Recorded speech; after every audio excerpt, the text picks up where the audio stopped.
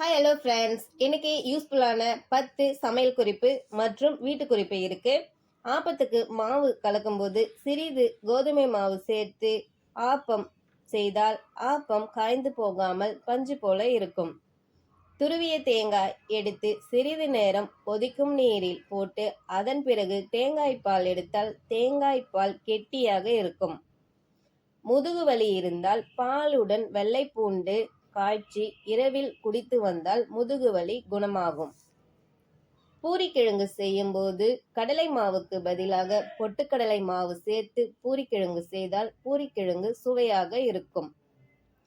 பருப்பு வடை செய்யும் போது சிறிது இஞ்சி பெருங்காயம் சேர்த்து பருப்பு வடை செய்தால் செரிமான பிரச்சனை வராது.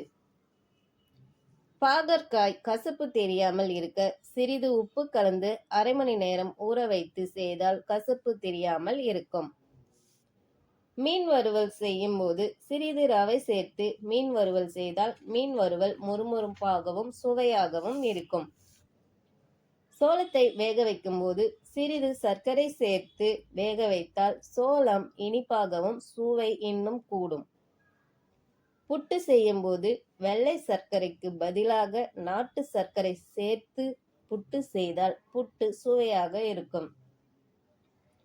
கிரேவி வகைகள் செய்யும் போது காரம் அதிகமாகிவிட்டால் சிறிது தேங்காய் பால் சேர்த்து கிரேவி வகைகள் செய்தால் காரம் குறைந்துவிடும். இது போன்ற சமையல் மற்றும் வீட்டு குறிப்புக்கு சேனலை லைக் பண்ணுங்க, ஷேர் பண்ணுங்க, மறக்காம சப்ஸ்கிரைப் பண்ணுங்க. அடுத்த வேறொரு வீடியோல சந்திக்கலாம். நன்றி.